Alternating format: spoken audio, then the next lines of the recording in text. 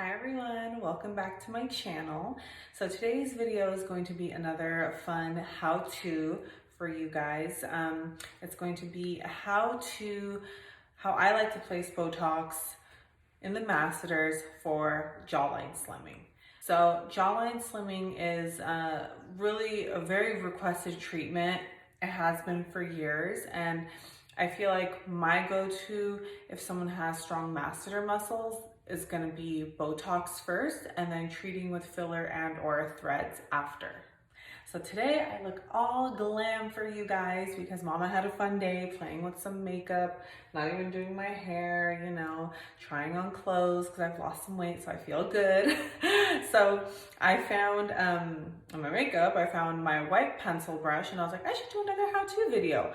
And then somewhere in between it all, I lost the white pencil brush. So I'm going to be using my black eyeliner brush, eyeliner pencil to mark, which might actually be better because you guys can see it a little bit more clearly. First of all, I want to dive into this treatment and kind of what to expect as a patient or as a provider or like a, nurse, a cosmetic nurse, explaining it to a patient, because I feel like this treatment isn't for everybody. And sometimes when patients who aren't good candidates for this treatment get this treatment, they're not really happy with the results. So it seems like a simple treatment, but you want to make sure you pick the right candidate for this treatment. So let's dive into it. So in this video, I'm not going to talk about specific anatomy because this isn't like an anatomy class.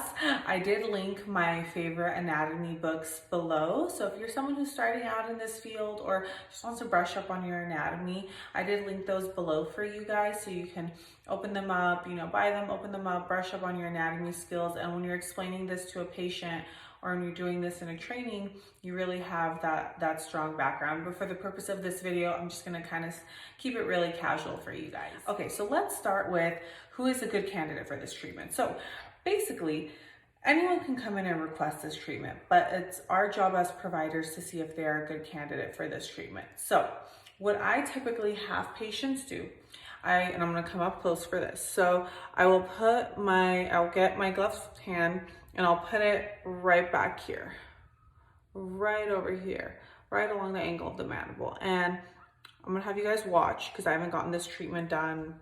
How old is Bryce? She's almost 3 months and I was pregnant for 9 months. So over a year, I haven't gotten this treatment done. So if you watch this side, that's crazy. Do you see how my finger projects outward? So that typically means that you are a good candidate for this treatment. I have been doing this treatment for 5+ years now. If you're someone who grinds your teeth or if you have a patient who grinds their teeth, this is great. It actually helps me a lot with my clenching.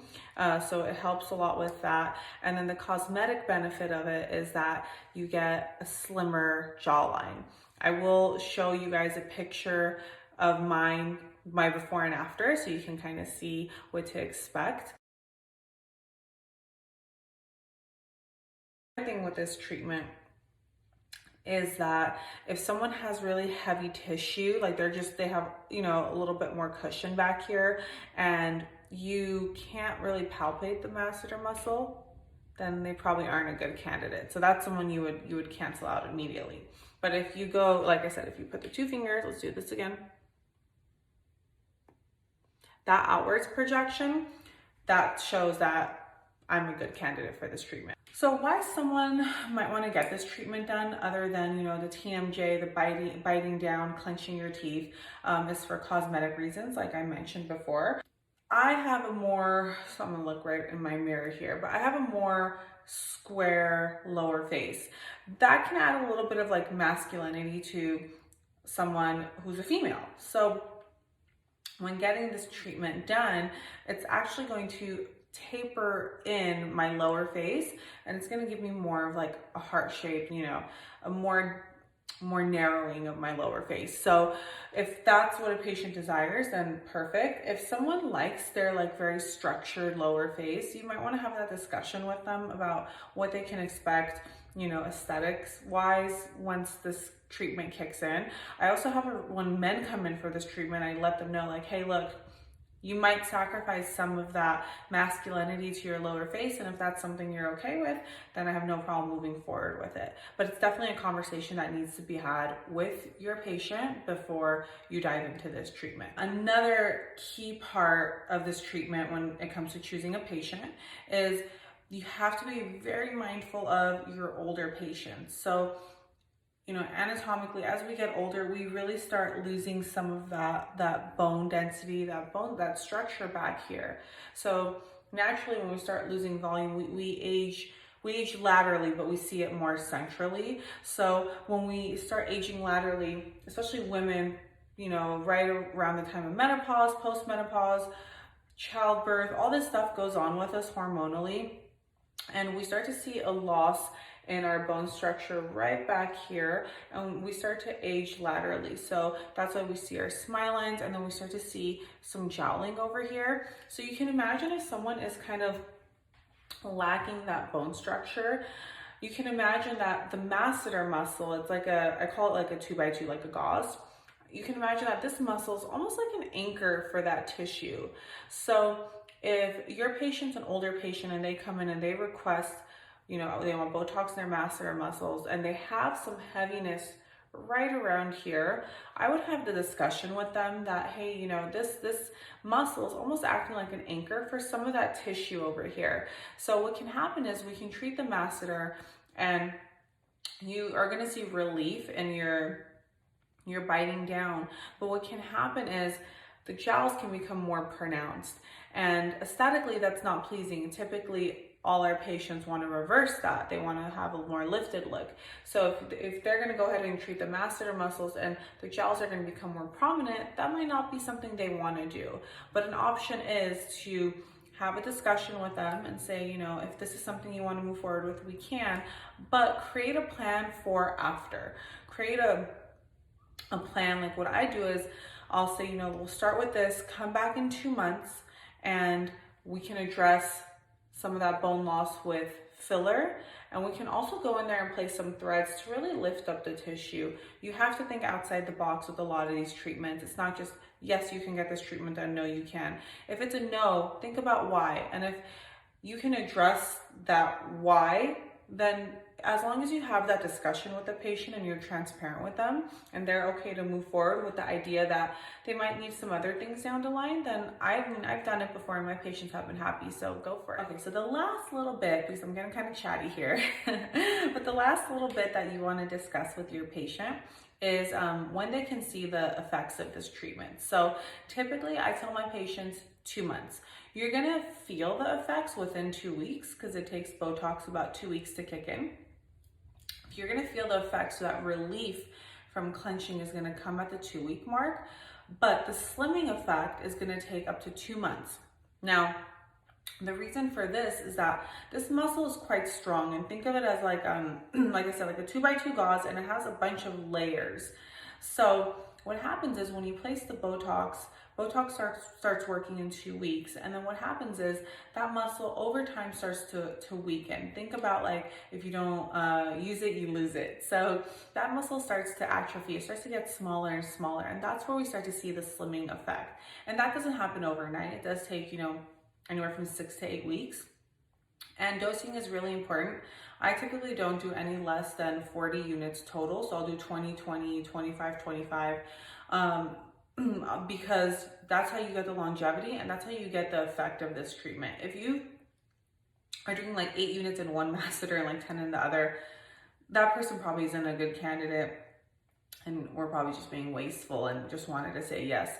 Truly, if you're a good candidate for this treatment, it's about anywhere from 40 to 50 units, and then coming at the 2 week mark to reevaluate. And the great thing about this treatment is that after the first or maybe the second time, you can get it done every 5 to 6 months. So I got to the point where I was doing mine twice a year because I did it so diligently. The first time I did it 4 months apart, and then I spaced it out to 5 months, and then every 5 months or so I was getting it. So that's another thing, because your dosing is quite high. As long as the patient stays consistent with this treatment, they're able to get a lot of longevity versus a typical 3 to 4 months that Botox lasts. So let's dive into it. I'm about to draw with the black marker on my face. So let's see. I'm gonna start on this side. Watch, I'll just do this side because I obviously am not gonna do this treatment because I don't have Botox in my house. I wish I did. So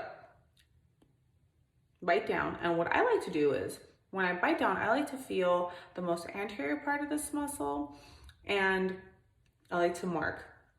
So I will bite down.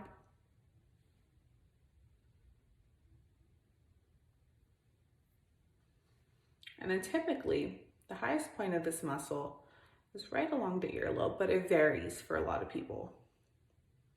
So mine comes up to up here, but what happens when you go too high, and you guys, it can happen to anyone. We don't have x-ray vision, so it can happen, and it sucks if it does, but as long as you hold your patient's hand, it's fine. So what can happen is if you go too high, you can affect their smile. So when they smile, things will look a little wonky, but I'm not gonna go into that. I'm not gonna scare anybody. So just mark, always mark. I always mark. My patients know. I think if I don't mark, it's because I'm just very comfortable, but I hardly ever like not mark. So my highest point, I have muscle strength up here, but I do not even go that high on myself. So typically what I'll do, so on mine, let's say I do 20 units. I will start centrally and do 4-unit aliquots all across. So I will do like 4, 4, 4,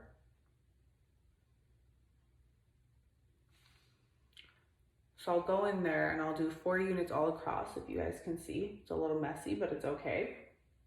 And that ensures that I cover the entire muscle. Now, if I'm feeling and someone has a lot more strength centrally, but when I come more anterior, it kind of weakens, I will taper. I will do like 5 in the center, and then I'll come and I'll do 2. You know, it's never the same. It's never cookie cutter for my patients. I always will go in there and I'll go in there and kind of assess that person's anatomy, and then I'll taper my dosing if needed.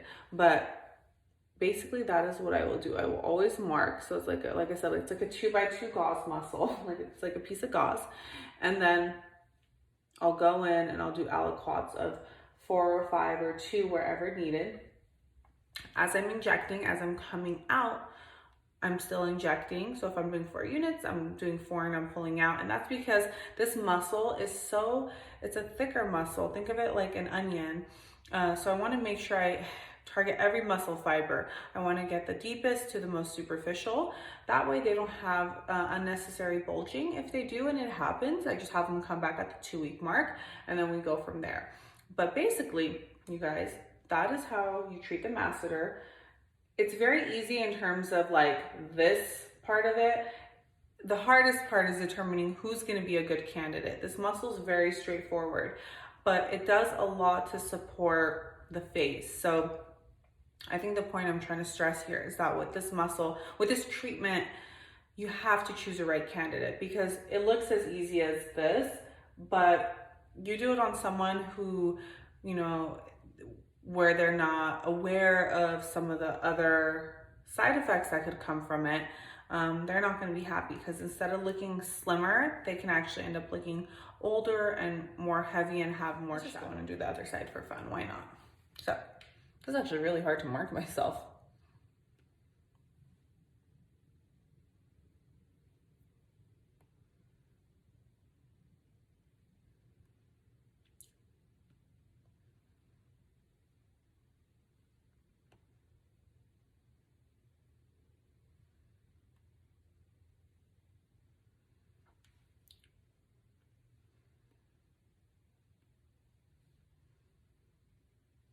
Perfect. Ta-da! And that is it. There we go, I'm all marked up. So yeah, basically I would just tell the patient, you know, 2 weeks and you'll feel the relief, but 2 months for the actual slimming effect. And I'm gonna show you guys my before and after. I'm gonna put it right here, right now. So you guys can take a look and see how much this treatment has helped me. Not only feel more feminine, but it's also just helped just my overall face shape, and I love it. I think it's safe and it's very easy, and it also gives me a lot of relief because I bite down so much. So I can't wait to get back in the office and get this treatment done because it's one of my favorites. Hey you guys, that is it for this video. Thank you guys so much for watching and hanging out with me. Let me know what other videos you guys would want to see, you know, comment below, like and subscribe to my channel as always. I also put a link below of some of the cool things that I'm working on. I have an affiliate link for resume help for you guys, and you guys also get a code, Nurse Janet G, for 20% off. So if you're someone who's entering this field and you're thinking, how can I invest in myself? How can I set myself aside? Resume. Get your books, do your learning with the books, but then also tune up your resume so that way you're just rock solid going into an interview. Another thing that I have is that I'm setting up coaching calls for you guys. So a lot of you guys email me with a lot of questions, and sometimes I can't get to all of them, and I feel really bad. If it's one question, that's fine, but sometimes it really bleeds into other questions. So I really want to be available for you guys. So I did set up one-on-one coaching calls. I did link it below. It's just through my website, nursejanetg.com. I will only be taking a few coaching calls a week because, like I said, I really want to be available for you guys, and I want to follow up with you guys. So I don't want to just get bombarded with all these calls. I want to just do a few a week. So I will keep it open until we hit that number, and then I will just shut it down and then open it up again in, you know, mid-July or August, or depending on where we stand. But I really want to help you guys succeed in this field. I hope you guys enjoyed my video. I love you guys. As always, like and subscribe. Comment below. Let me know what other videos you guys want to see. And I will see you guys soon. Bye.